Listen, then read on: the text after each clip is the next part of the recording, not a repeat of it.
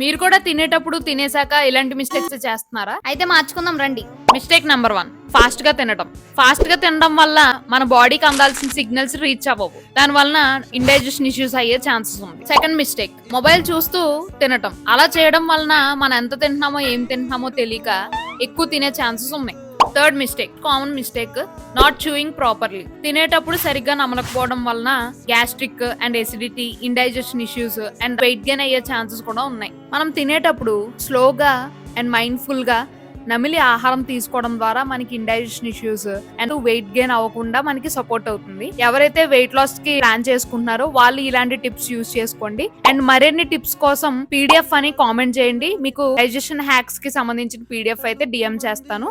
So comment చేయడం మర్చిపోకండి, చాలా వాల్యుబుల్ ఇన్ఫర్మేషన్ అందులో ఇంక్లూడ్ చేశాను. సో ఎవరు కూడా మిస్ చేసుకోవద్దు. సో ఇలాంటి మరిన్ని వీడియోస్ కోసం please like, share, comment and follow simply H.